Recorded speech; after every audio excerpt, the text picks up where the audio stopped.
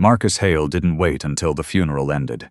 While his wife stood beside her parents' open caskets, dressed in black and silent with grief, he stepped forward, pressed divorce papers into her hands, and announced loud enough for every executive and investor present that he was done with a useless burden.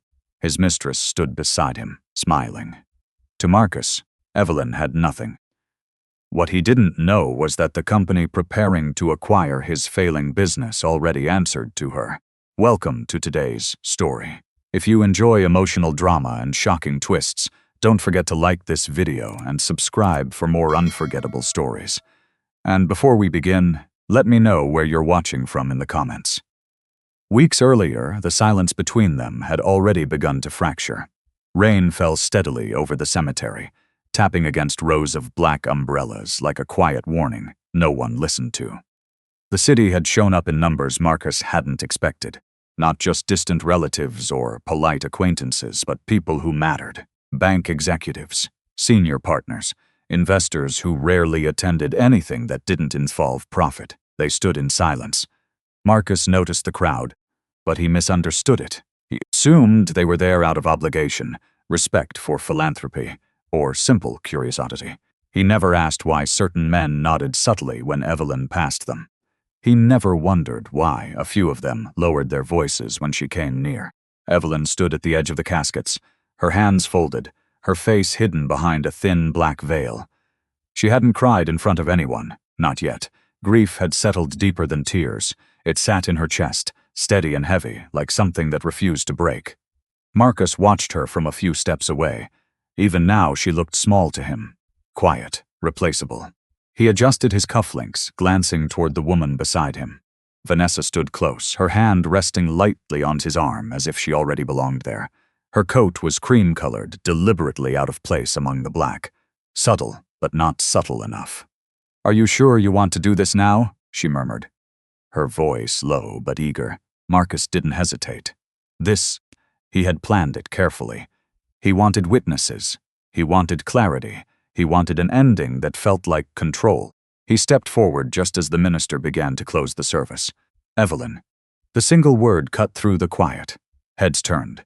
Conversations died instantly. Evelyn lifted her head slowly. Even through the veil, she could feel the shift in the air. Not confusion, not curiosity. Something else. Marcus reached into his coat and pulled out a folder. The leather was dry despite the rain, protected under his arm like something important. Something final. "I think it's time we stop pretending," he said. A ripple moved through the crowd.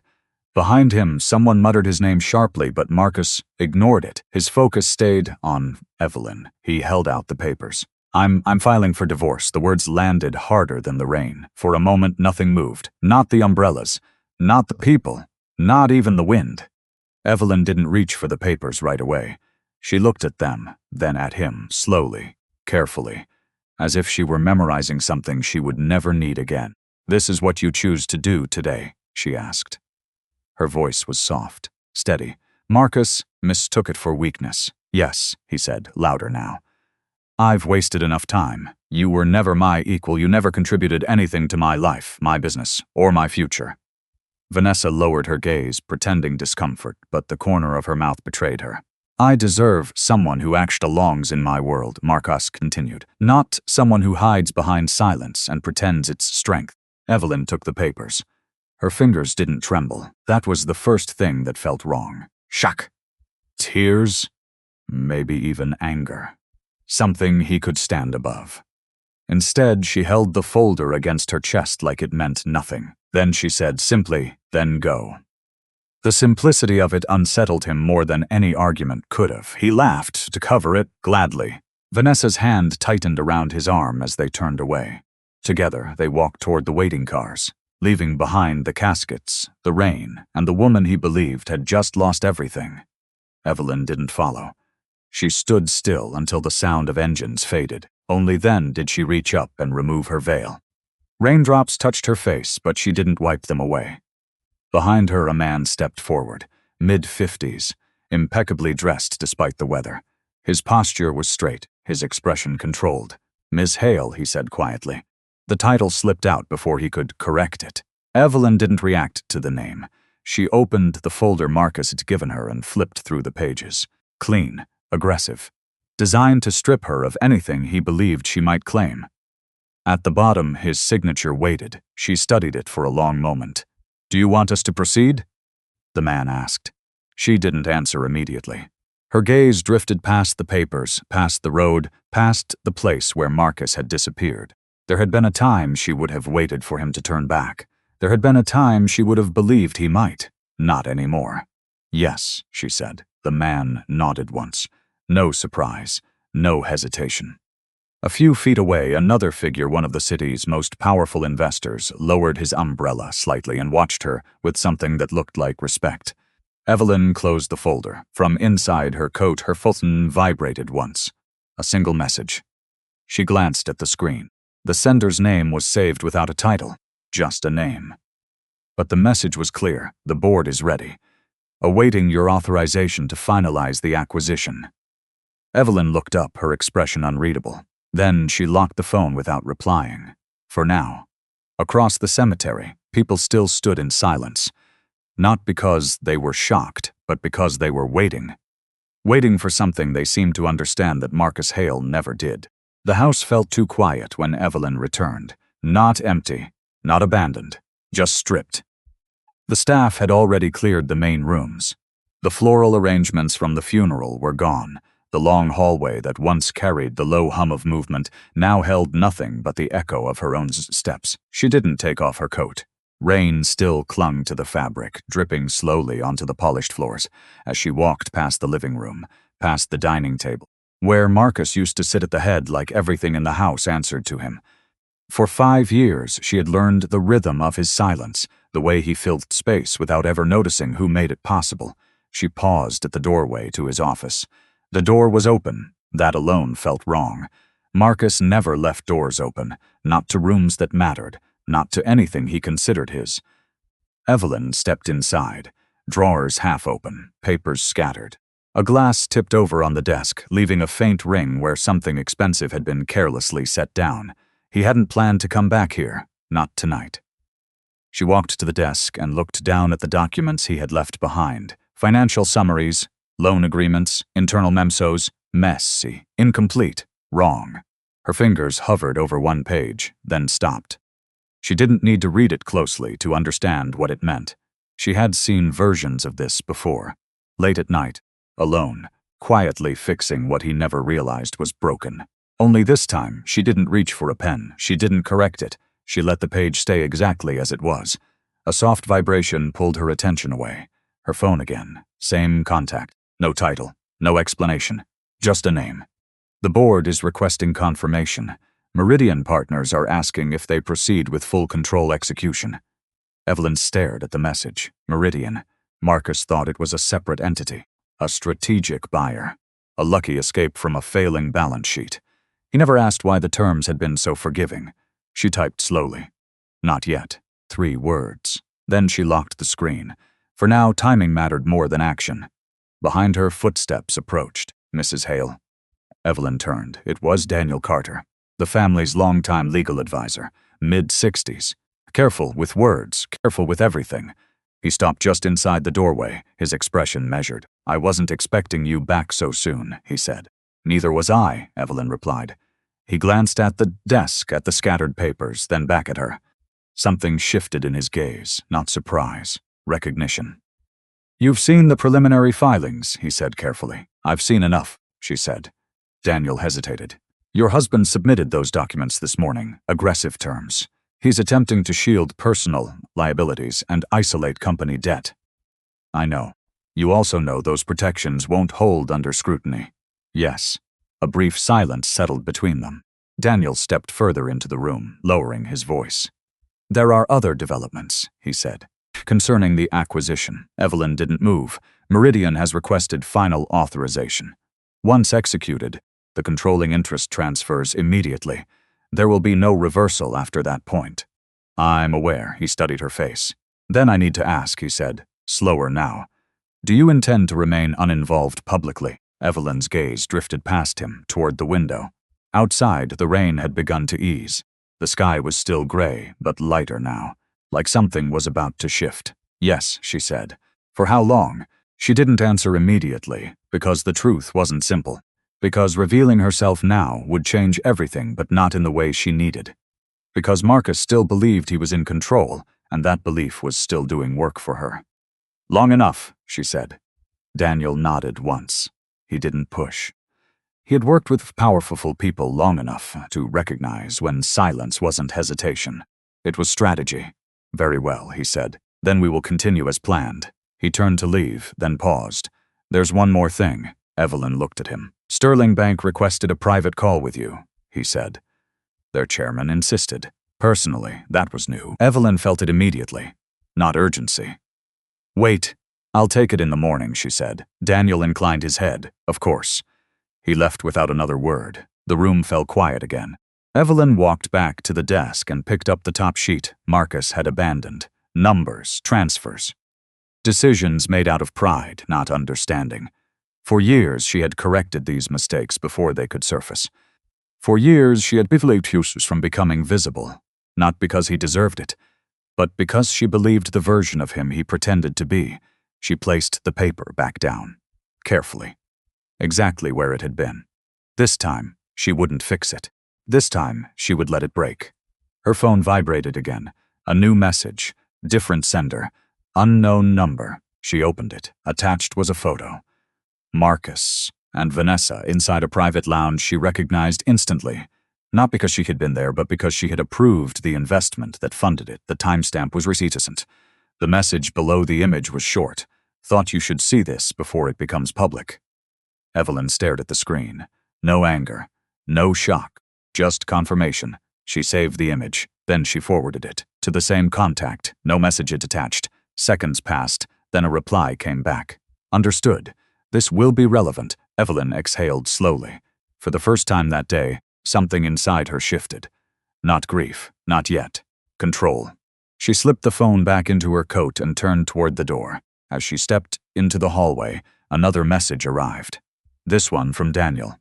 Board meeting moved forward. Tomorrow morning. Emergency session. Evelyn stopped walking. Her eyes lingered on the words. Tomorrow. That was sooner than expected, which meant something had changed. Something was accelerating. She looked back once at Marcus's office, at the mess he had left behind, at the life he thought he had already walked away from.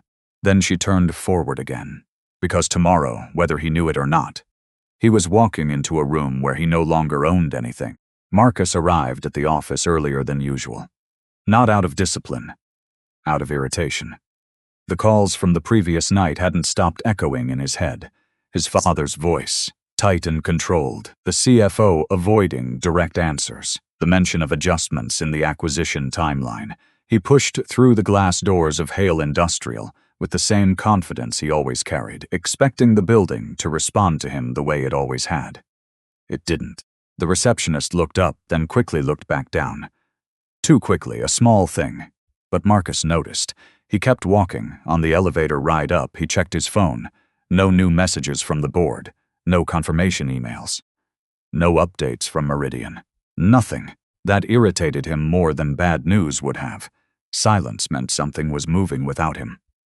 When the elevator doors opened to the executive floor, the difference became clearer. Conversation stopped when he passed. Not dramatically. Not obvious enough to call out. But enough. Marcus stepped into his office and closed the door harder than necessary. For a moment, he stood there, looking around. Everything looked the same, but it didn't feel the same. He sat down and opened his laptop, pulling up the acquisition documents. Meridian Industrial Partners. Clean structure, efficient terms. A lifeline, if handled correctly. He had told Vanessa that last night, that this deal would fix everything. That once the acquisition closed, he would restructure, reposition, rebuild. He believed it. He still did. His phone buzzed. A message from Vanessa. Dinner tonight? We should celebrate. You're finally free. Marcus smirked faintly. That part, at least, still felt right. Tonight, he typed back. Then another notification appeared. Board meeting, updated time. 1:10 a.m. Mandatory attendance. Marcus frowned. That wasn't the original schedule. He checked the sender. Internal board secretary. No explanation attached. He leaned back in his chair, tapping his fingers once against the desk. Fine. If they wanted to move things forward faster, he could handle that. He had handled worse. At 9:55, Marcus walked into the boardroom. Every seat was filled. That alone was unusual. Even more unusual, Richard Hale sat at the far end, his expression unreadable. Beside him, Daniel, Carter, legal counsel, and 3 unfamiliar faces. Marcus recognized them after a second. Sterling Bank. Senior representatives. Why were they here? He didn't show the question. Instead, he took his seat at the head of the table. "Let's begin," he said. No one moved. That was the first real shift. Normally, the room followed his lead. Someone would speak. Someone would respond. Today, no one did. Daniel Carter cleared his throat. "Marcus," he said carefully, "before we proceed, there are updates regarding the Meridian transaction." Marcus leaned back slightly. "I'm aware of the timeline adjustment. We can review it after it cannot wait," Daniel interrupted. A beat. Marcus didn't like being interrupted. He let it pass. "Then go ahead." Daniel exchanged a brief glance with Richard, then opened a folder. "The acquisition has entered final execution phase," he said. "Control provisions are being activated earlier than anticipated." Marcus frowned. "That wasn't part of the agreement." "It is part of the agreement," Daniel replied, calm but firm, specifically under breach conditions. Marcus's expression hardened. What breach? This time, it was one of the Sterling representatives who spoke. Misuse of corporate funds, irregular financial reporting. "Exposure to liability risk," the man said, tone neutral. "All outlined in the clauses you signed." Marcus let out a short laugh. "That's procedural language. It doesn't trigger control transfer unless it is verified," the man said, which it has been. Silence followed, heavy. Marcus's gaze moved around the room. Faces he knew, faces that had always aligned with him, now avoiding his eyes. "That's not possible," he said, quieter now. "Those reports haven't even been finalized." "They have," Daniel said. Marcus turned to him sharply. "Since when?" "Since this morning." A flicker of something moved through Marcus's chest. Not fear, not yet, but something close. "Who authorized that?" he asked. Daniel hesitated, then answered. "The controlling party behind Meridian." Marcus exhaled slowly, forcing control back into his voice. "Then we bring them in," he said. "We renegotiate. No one makes a move like this without coordination." The Sterling representative shook his head slightly. "They are already coordinating," he said. "With whom?" No one answered immediately. That was the second shift. Marcus felt it. Something was off, not just the deal. The room, the timing, the way everyone seemed to know something he didn't. His phone buzzed again. He ignored it. "Set up a call," he said. "Now. I want to speak to whoever's behind Meridian." Daniel didn't move. Instead, he slid a single document across the table. Marcus looked down at it. Not a contract, not a report, a notice, formal, legal. His access to certain executive controls temporarily suspended pending review. Marcus stared at the page, then looked up. "You're suspending me," he said, incredulous. "No," Daniel replied quietly. "It's already in effect." For a second, Marcus didn't speak. Then he laughed again. Sharper this time. "This is ridiculous," he said. "I'm the CEO," Richard finally spoke. "Not right now," he said. The words landed harder than anything else. Marcus turned to him. "Excuse me?" Richard didn't look away. "You signed the terms," he said. "Tusht think they applied to you. This is a temporary holdback," he said. "It changes nothing." No one agreed, no one argued. That silence again. His phone buzzed for the third time. This time he glanced down. A message. Unknown number. He opened it. A photo. Him and Vanessa from the lounge. Recent clear. His jaw tightened. Below the image, a single line. Evidence submitted. Marcus looked up slowly around the table. Something clicked. Not fully, not clearly, but enough to shift something inside him. "This isn't about the deal," he said. No one responded. He stood up. "If someone thinks they can push me out using staged evidence and legal technicalities, they're making a mistake." Still nothing.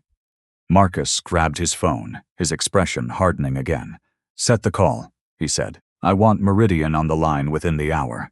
Daniel didn't move. "Instead," he said quietly, "they're already aware of your request."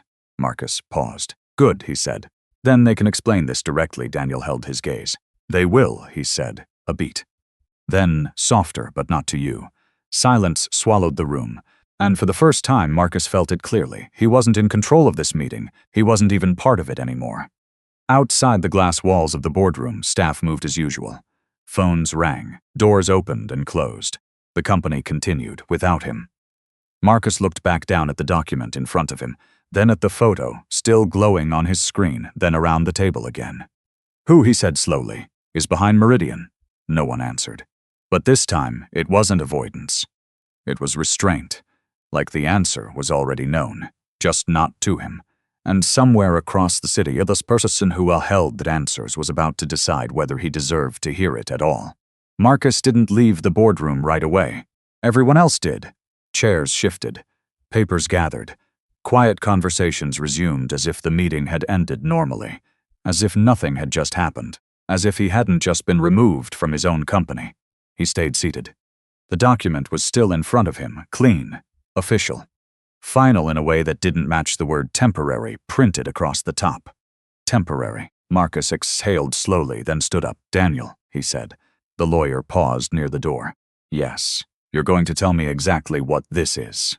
Daniel didn't look uncomfortable. That bothered Marcus more than anything else. This is a standard protective action, he said, triggered by contractual provisions. Marcus took a step forward. Don't give me language, give me facts. A brief pause. Then Daniel said the deal was structured to protect the acquiring party from exposure.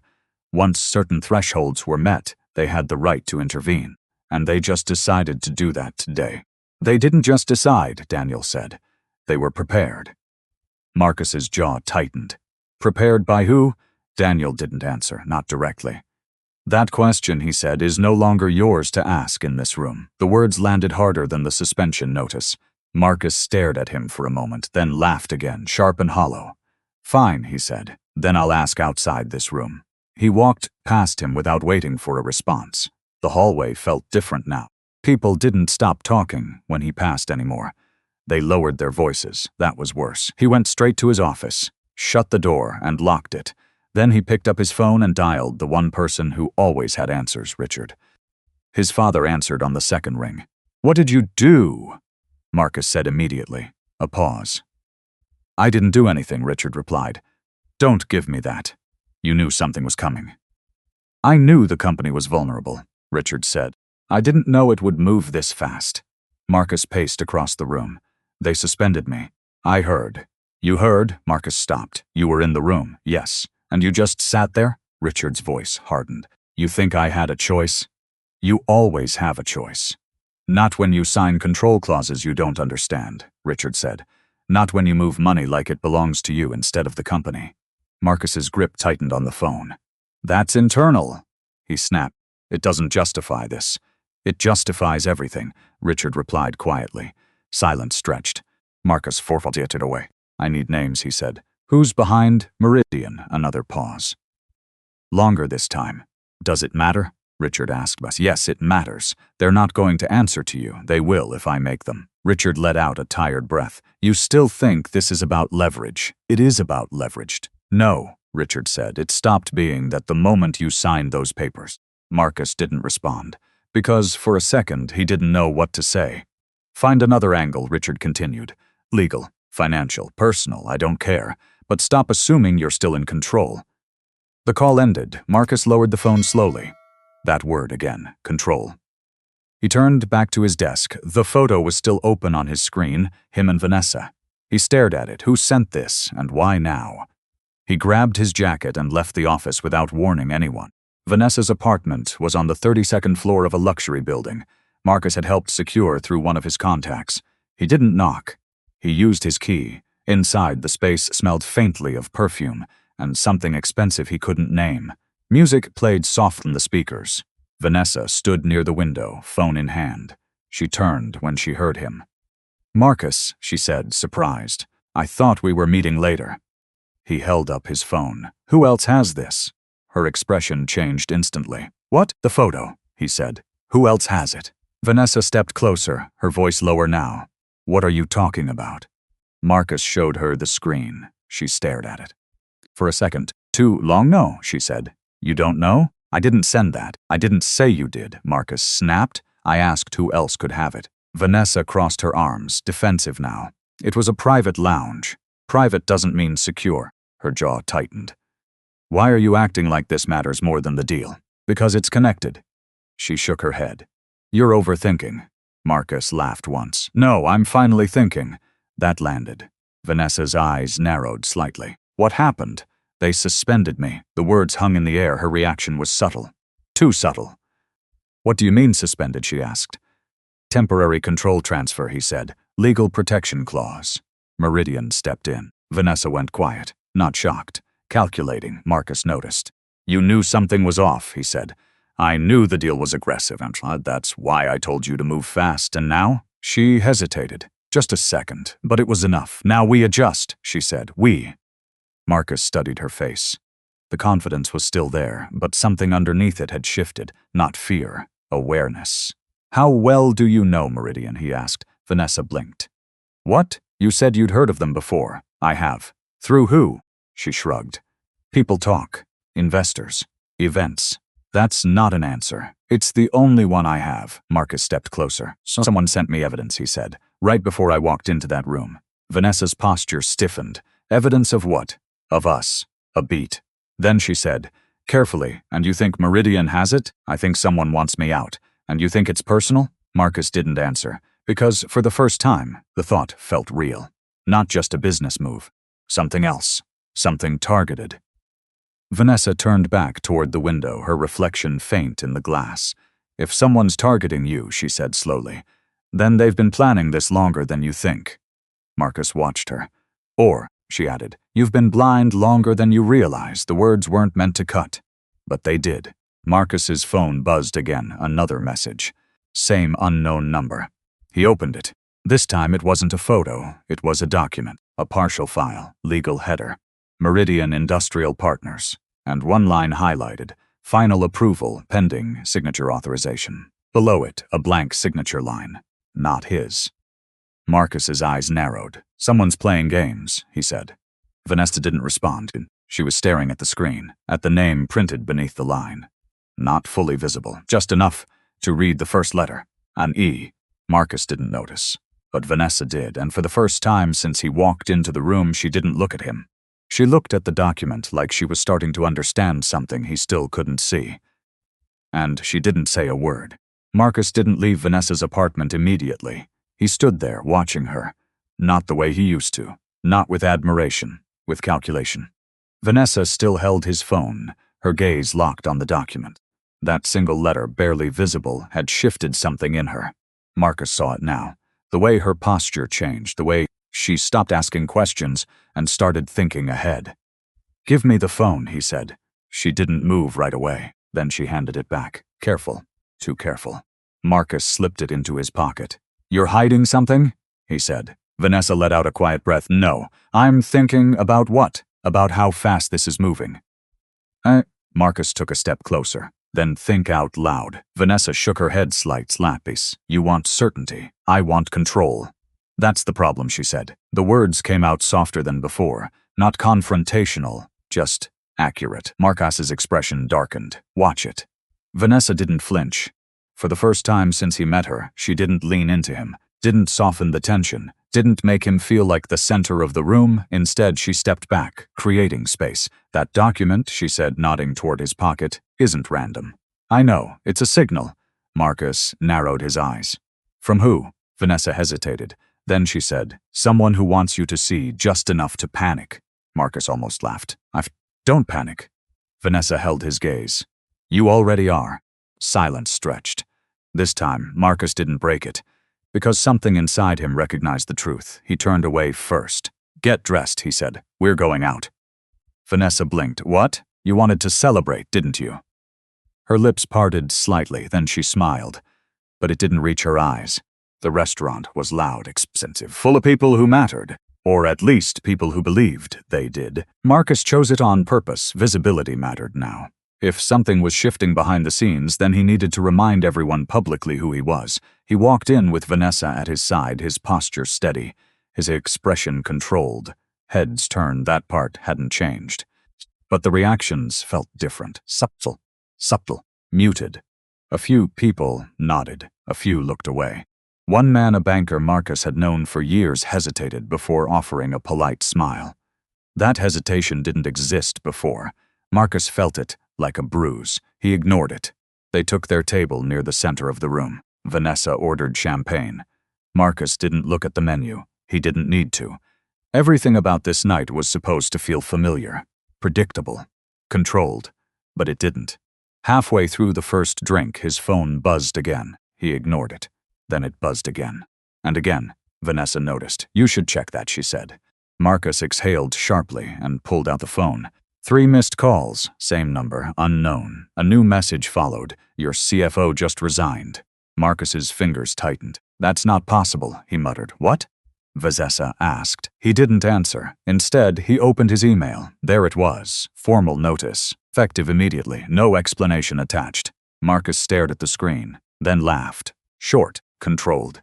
"They're making moves," he said. Vanessa didn't smile. "Who is they?" she asked. Marcus looked up.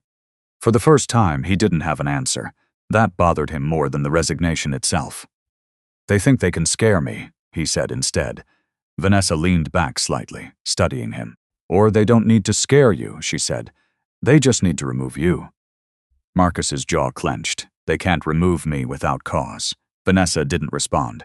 She didn't need to, because they both knew cause was already building. Marcus reached for his glass, then stopped.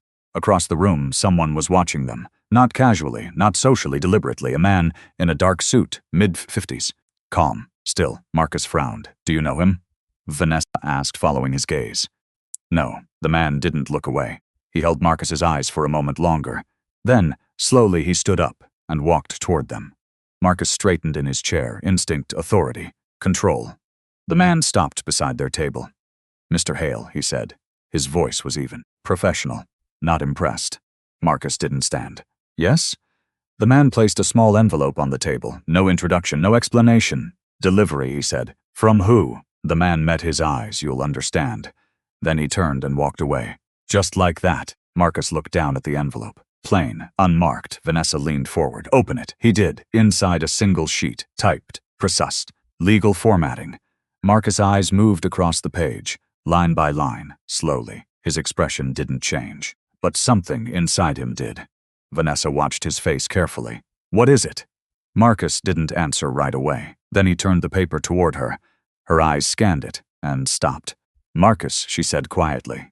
He leaned back in his chair. The noise of the restaurant faded around him, because the document wasn't a threat. It wasn't speculation. It was confirmation. A restructuring notice, internal, confidential. Already executed. Control of Hale Industrial transferred, effective immediately. Through Meridian.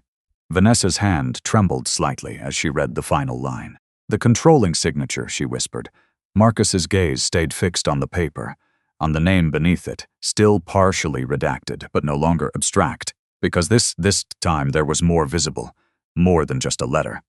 Enough to know this wasn't random. This wasn't corporate. This was personal. Vanessa looked up at him slowly, her voice barely above a whisper. "I think I know who this is." Marcus turned his head slowly. "What?" Vanessa hesitated, and for the first time since he had met her, she looked unsure, not calculating, not confident, uncertain, and that scared him more than anything else. Because if Vanessa was unsure, then the person behind all of this was someone neither of them had ever considered. And somewhere, not far from where they sat, that person had already decided what Marcus would lose next. Vanessa didn't answer immediately. She kept staring at the document, her fingers still resting on the edge of the paper as if pulling away too fast would make something worse happen. Marcus watched her. That hesitation. Again, it didn't belong to her. "What do you mean you know?" he asked. Vanessa blinked, like she was pulling herself back into the moment. "I said I think I know," she corrected. "Then say it." Her eyes lifted to his, and for a brief second something raw passed through them. Not fear, recognition. Then it was gone.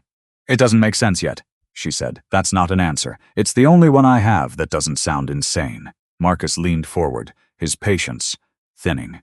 "Try me." Vanessa glanced down again at the document, at the name that wasn't fully hidden anymore, at the shape of it. An E, not enough for certainty, but enough to feel familiar. "Meridian didn't build this structure overnight," she said slowly. "This kind of control, the clauses, the timing, the documentation, it's been in motion for months. I know that." No, she said, quieter now. You don't. Marcus's jaw tightened. They didn't just wait for a breach, she continued. They designed it. For what? For you to trigger it yourself. Silence fell between them. Marcus stared at her. Then he laughed again. This is corporate, he said. Not personal. Vanessa didn't smile. Then why send you the photo, she asked. That stopped him. He looked back down at the document, at the signature line, at the letter E. A coincidence. It had to be. There are thousands of names that start with E, he said. Yes. And you're jumping to conclusions? I'm not jumping, she said. I'm remembering. Marcus frowned. Remembering what? Vanessa hesitated again. Then she said, your wife. The word landed heavier than expected. Marcus's expression hardened instantly. Don't start. I'm not starting anything. She has nothing to do with this. You're sure? Yes. Vanessa studied him. Not with admiration, with something colder. You're very confident about that, she said. Because I know her. Vanessa's lips parted slightly. Then she looked back down at the paper. No, she said softly. You know what you decided she was. Marcus didn't respond, because the line was too clean, too close to something he didn't want to examine. She worked in a charity office, he said instead. She wore the same plain clothes for years. She never once corrected you, Vanessa finished. Marcus's voice sharpened, because there was nothing to correct. Vanessa didn't argue. That was new. Instead, she leaned back, her gaze drifting past him. People don't hide nothing, she said. They hide something. Marcus shook his head. You're overthinking. Maybe. She didn't sound convinced. Marcus stood up. I'm not wasting time on this, he said. There's a controlling party behind Meridian. That's who matters. Vanessa watched him. And if it is her? She asked. Marcus stopped, just for a second. Then he turned back, his expression flat. It's not. He picked up his jacket. We're done here. Vanessa didn't follow him. She didn't argue. She just stayed seated, watching him walk away, and that, more than anything else, unsettled him. The night air outside felt colder than it should have. Marcus walked fast, his phone already in his hand. He dialed Daniel. No answer. He called the CFO's number. Disconnected. He tried Sterling Bank. Voicemail. Every line he reached ended the same way. Closed. Blocked. Redirected. Marcus slowed his pace. For the first time, the city around him felt distant, like something had shifted slightly out of reach. He stopped under a streetlight and pulled up the document again. The signature line. The letter E. His mind ran through names, executives, investors, competitors. None of them fit, none of them felt right, because if it were any of them, he would have seen it coming. A car passed behind him, its headlights briefly washing over the screen. For a split second, the reflection shifted, and something else became visible. A tint lantern? Faint, barely there. But enough. Ev Marcus froze, his breath caught. No, that didn't mean anything. It couldn't. He locked the screen immediately. Like cutting off the thought would make it disappear. His phone buzzed again. Another message. Different number. He opened it slowly. Words continued without you. Final vote executed. Marcus stared at the words. Final. Not temporary. Not pending. Done. His chest tightened. He called Daniel again. This time it rang once. Then connectedness. Daniel said, his voice lower than before. What vote? Marcus demanded. A pause. Then the vote to confirm controlling authority. Marcus's grip tightened on the phone. Over what? Another pause. Longer. Careful. Over Hale Industrial, Daniel said. Marcus felt the world tilt. That's not possible, he said quietly. I didn't sign anything. You didn't need to. Silence. Who did? Marcus asked. Daniel didn't answer immediately. When he did, his voice carried something Marcus had never heard from him before. Respect. Someone who has had the authority for longer than you realized. Marcus's pulse pounded in his ears. That's not an answer. It's the only one I'm allowed to give. Allowed by who? Daniel hesitated. Just long enough to confirm it. That, he said, is no longer my decision to explain. The line went dead. Marcus stood there, phone still in his hand. The city moved around him. Cars, voices, lights. All of it felt disconnected, like he had stepped out of something he didn't understand. His mind went back to the document, the letters. He shook his head. No. It wasn't possible. It didn't fit. It didn't make sense. Because if it were true, if it were even partially true, then everything he thought he knew about his marriage was wrong. And everything he had just done at the funeral. In front of everyone. was something he could never take back. His phone buzzed one last time. A new message. No number this time, just a secure sender. He opened it, a single line. The controlling authority has requested your presence. Below at a time, tomorrow morning. And a location, Ashford Tower. Marcus stared at the name, Ashford. Ashford, the same name tied to Meridian, the same name tied to the acquisition, the same name he had never once connected to his wife. His hand tightened around the phone. Because tomorrow he wasn't being called to negotiate. He was being summoned. And for the first time, Marcus wasn't sure if he was walking into a meeting or into the moment everything he had built finally collapsed. Marcus didn't sleep. He went home, but the house didn't feel like his anymore. Too quiet, too still. Like something had already been taken out of it, even before anyone said it out loud. He walked straight into his office again. Same mess, same scattered papers, but now they looked different. Not like problems to fix. Like evidence, Marcus sat down and opened his laptop, pulling up every file he could access. Financials, internal reports, contracts tied to Meridian.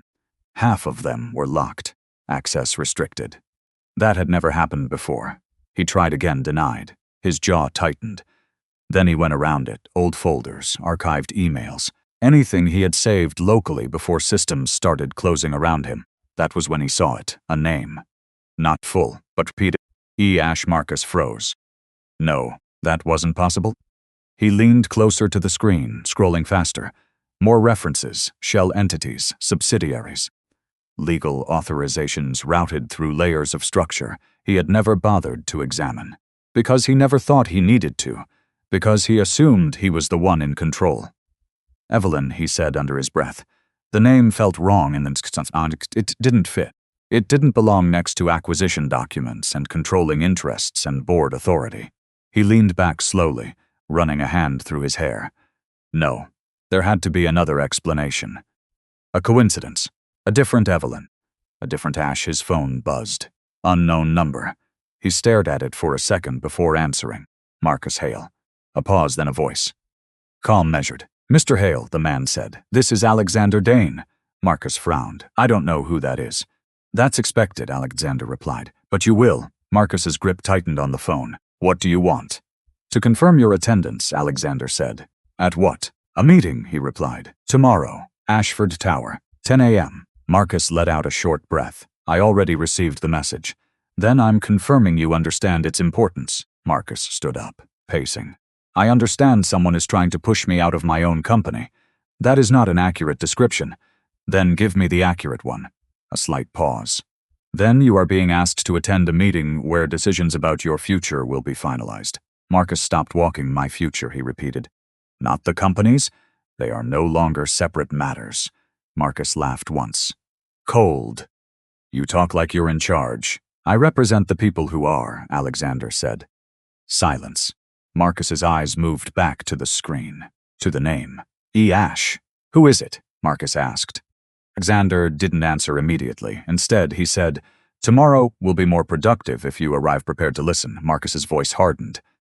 I don't listen to people who hide behind lawyers and shell companies. That is unfortunate, Alexander says calmly, because the person you are about to meet has spent 5 years listening to you. The words hit, not loud, not aggressive, but precise. Marcus's pulse spiked. What does that mean? He demanded, but the line had lowered the phone, slowly. The room felt smaller now, tighter, like the walls had moved in while he wasn't paying attention. He turned back to the screen. Ash, no, it couldn't be, because if it was, then everything Vanessa said, everything he dismissed, everything had done. He pushed the thought away, hard, because it didn't make sense. Evelyn didn't belong in that world. She didn't speak like them, didn't demand attention like them. She sat quietly at dinners. She let his mother talk over her.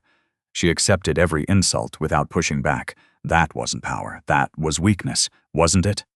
Marcus closed the laptop too fast, like shutting it would erase what he had just seen. His phone buzzed again. Vanessa. He answered immediately. What? He said. Her voice came through, lower than usual. I did some checking, she said. On what? Meridian. Marcus's chest tightened. And it's not independent. No, she said. I mean, it's not just connected to Ashford. Marcus frowned. Then what is it? There was a pause. Then it's controlled. By who? Vanessa exhaled slowly. I couldn't get full access, she said. But I found something tied to the Lyrian Trust. Marcus went still. The name meant nothing to him, but the way she said it did. What is that? He asked. It's not public, she replied. Old money, private holdings, quiet structure, the kind that doesn't show up unless you're already inside it. Marcus felt something shift again. Slow, heavy. And you think that connects to Ashford? I know it does, she said. And the person behind it? Vanessa hesitated. Then I'm not sure, she said. Marcus closed his eyes for a second. You said you knew. I said I think I know, she corrected again. That's not good enough. It's all there is right now. Silence stretched between them. Then Marcus said, quieter now, say it. Vanessa didn't respond. Say what you're thinking. Another pause, longer this time. And when she spoke, her voice wasn't confident anymore. If I'm right, she said, then you didn't just misjudge your wife. Marcus's grip tightened around the phone. You never knew her at all. The words landed hard.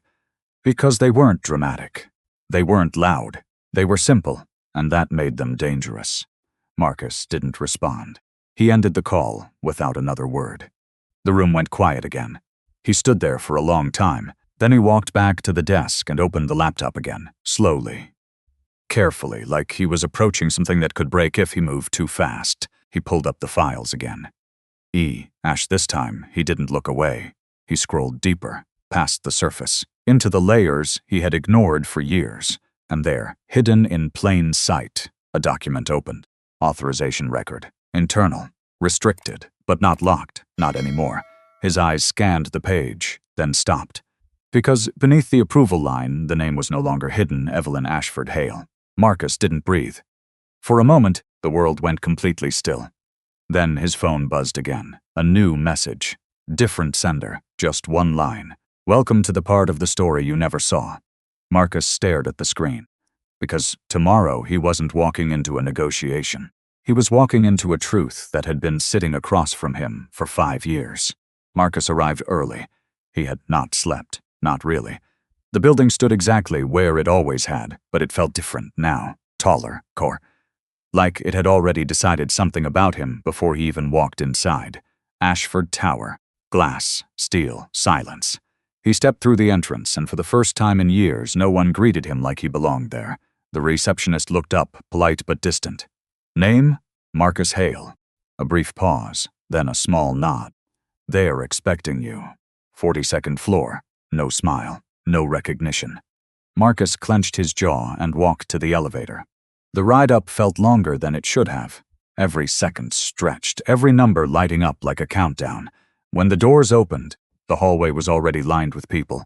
Board members, legal advisors, executives he had worked with for years, and none of them moved toward him.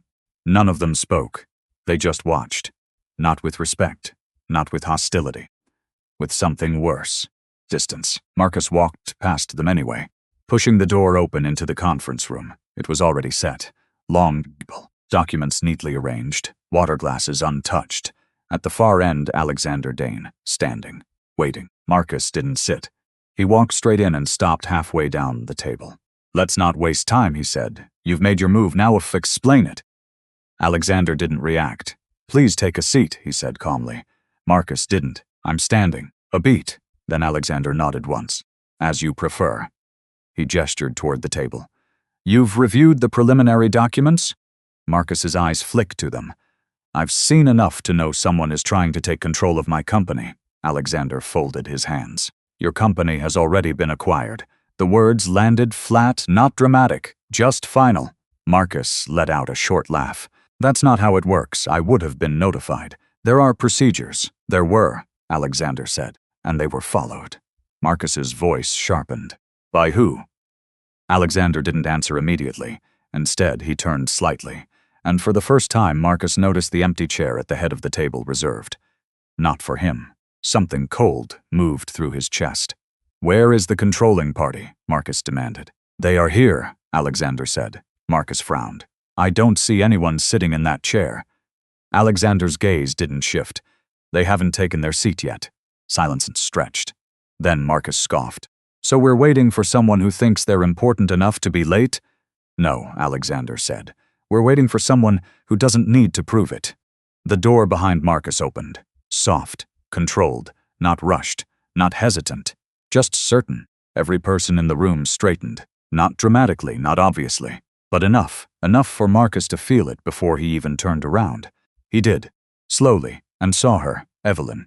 Same calm expression, same quiet presence. Same woman he had walked away from. Except no one in that room looked at her the way they used to. There were no dismissive glances, no polite indifference. There was recognition, respect. Marcus's chest tightened. "What is this?" he said, his voice lower now. Evelyn didn't answer him immediately. She walked past him, not brushing against him, not acknowledging him, just moving forward, until she reached the head of the table and stopped. For a brief moment, she looked down at the chair. Then she pulled it out and sat. The room shifted, not visibly, but undeniably. Marcus stared. "No," he said under his breath. Evelyn folded her hands in front of her, composed, steady. Then she looked up, not at the room, at him. "Good morning, Marcus." Her voice was the same, soft, controlled, but it didn't feel the same, because now everyone was listening to her. Marcus shook his head. "This is a joke." No one laughed. "This is some kind of stunt," he continued. "You think sitting at the head of the table makes you Marcus," Alexander said quietly. Marcus snapped his gaze toward him. "You're really going along with this?" Alexander didn't blink. "I advise you to listen." Marcus let out a breath, sharp and disbelieving. Then he looked back at Evelyn. "You don't belong here." The words came out fast, too fast, because something inside him was already starting to break. Evelyn held his gaze, not angry, not emotional, just present. "I do," she said. Marcus laughed again. Short, harsh. "No, you don't. You don't understand any of this. These are corporate decisions, legal structures. I signed them," she said. The room went still. Marcus didn't move. "What?" he asked. Evelyn's voice didn't rise. "I signed the acquisition documents," she said, "all of them." Marcus stared at her, waiting for a smile, for a hint that this was a game. There was none. "You don't even have access to those files," he said. "I do," she replied. "How?" Evelyn didn't answer him directly. Instead, she turned slightly toward Alexander. "Please proceed." Alexander nodded. He picked up a document and slid it across the table, toward Marcus. Marcus didn't want to look at it, but he did, because something in his chest wouldn't let him ignore it anymore. He stepped forward and grabbed the paper. His eyes scanned the top. Acquisition agreement, Meridian Holdings. Then lower, authorized signature. He froze, because it was there, clear, undeniable. Evelyn Ashford Hale. Marcus's hand tightened around the paper. "This," he said slowly, "this doesn't mean anything. Names can be." "It means control," Alexander said. Marcus looked up. "It means the majority shareholder of Meridian Holdings has finalized the purchase of Hale Industries." Marcus's voice dropped. "And you're telling me that's her?" Alexander didn't answer. He didn't need to, because every person in that room already had. Marcus turned back to Evelyn, his chest rising, falling too fast. "You're telling me you own the company that just bought mine?" Evelyn met his eyes. "I'm telling you that the company was never just yours." The words landed deeper than anything else. Not loud, not aggressive, just true. Marcus shook his head again, stepping back. "This doesn't make sense. It doesn't fit what you believed," Evelyn said. "That's not the same thing." Marcus's jaw tightened. "Then explain it," he said. "Explain how you go from nothing to this." Evelyn studied him for a moment. Not with anger, with something quieter. "From nothing?" she repeated. Marcus didn't respond, because now even he could hear how wrong that sounded. Evelyn leaned back slightly, calm, in control. "The meeting will continue," she said, "but not like you expected." Marcus's pulse pounded in his ears, because for the first time he wasn't the one setting the terms, and for the first time he didn't know what came next. The divorce was finalized without spectacle. No shouting, no last-minute arguments. Just signatures, legal language, and two attorneys, making sure every clause reflected what had already been decided long before the courtroom. Marcus sat across from Evelyn, but he barely looked at her. He had lost the habit. Or maybe he had finally learned what it cost. His lawyer spoke in careful terms about asset division, liabilities, and the binding nature of the prenup he had once signed without reading twice. The same document he had dismissed now protected Evelyn completely. There was no claim he could make, no leverage left to negotiate. He nodded when told to nod, signed where he was told to sign. It was over in less than an hour. Outside, no one waited for him. No assistant, no driver, no calls lighting up his phone. The silence followed him all the way to the parking lot. Evelyn didn't leave with him. She remained inside a moment longer, speaking quietly with her attorney. When she stepped out, the air felt different, not lighter, just clearer. She had nothing left to prove. In the weeks that followed, the shift became visible to everyone. Hale Industries no longer carried Marcus's name at the top. The restructuring was swift, but not reckless. Evelyn didn't dismantle what remained. She stabilized it. Departments that had been drained were restored. Employees who had expected layoffs were called into meetings and told they were staying. Not because the company could afford sentiment, but because she understood what it cost to build something and what it meant to protect it. She removed executives who had enabled the decline. Quietly, legally, without public humiliation. There was no revenge in it, only correction. Investors who had once hesitated began to return, not out of loyalty to Marcus, but because they trusted what Evelyn represented now. Consistency, discipline, clarity. She didn't appear in magazines, didn't give interviews. She let the results speak, and they did. Within months, the company stopped bleeding. Within a year, it began to grow again. Not fast, but real. Marcus watched it happen from the outside. At first, he tried to hold on to what remained of his network. The people who had once called didn't answer anymore. Meetings were postponed, then canceled. His name carried weight once. Now it carried context. And context wasn't kind. Vanessa left before the first quarter ended. There was no dramatic exit, just distance, then absence, then silence. Marcus didn't chase her, he understood, or maybe he finally understood. He had built his life on the assumption that value came from what people could see. Money, status, attention. He never learned how to recognize what didn't demand to be noticed. By the time he tried to correct that, there was nothing left to correct. Months later, on a gray afternoon, Marcus stood outside Ashford Tower again. Not as a man returning, just someone passing through. He didn't plan to go inside, but he did. The receptionist looked at him the same way she had before. Polite, distant. He didn't give his name this time. He didn't need to. He took the elevator anyway. 42nd floor. The doors opened. The hallway was quieter than before. Less crowded, more focused. He walked slowly, not toward the conference room, just forward, until he saw her. Evelyn stood near the window at the end of the corridor, looking out over the city. Not waiting for anyone, not performing, just still. Marcus stopped a few steps away. For a moment, he said nothing. Then, quietly, "You changed everything." Evelyn didn't turn right away. When she did, her expression didn't shift. "I corrected what was already breaking," she said. Marcus nodded once. "That used to be mine." Evelyn looked at him. "It was never just yours." The same truth, still steady. Marcus let out a breath. "I didn't see you," he said. It wasn't an excuse. It wasn't even a question, just a fact he had finally reached. Evelyn didn't soften, but she didn't harden either. "You saw what you needed to believe," she said. Marcus's eyes dropped briefly, then lifted again. "I would have stayed," he said. Evelyn held his gaze. "I know," she said. "That was what made it worse. Not anger, not rejection. Understanding." Marcus swallowed. "And now? Now I don't need you to." There was no cruelty in it, no satisfaction. Just a boundary that didn't move. Marcus nodded slowly. He looked around the floor one last time, the place he once thought he owned, the place he never really understood. Then he looked back at her. "You're different." Evelyn almost smiled. "No," she said. "I stopped trending to be smaller." The words settled between them. Marcus didn't reply. There was nothing left to say. He turned and walked back toward the elevator. This time, no one watched him. No one waited. No one stopped him. The doors closed. And for the first time, he didn't feel like something had been taken from him. Just that something had been revealed too late. Evelyn remained by the window after he left. The city stretched out in front of her. Busy, unaware, moving forward. She exhaled slowly. Not relief, not regret. Something quieter. Peace.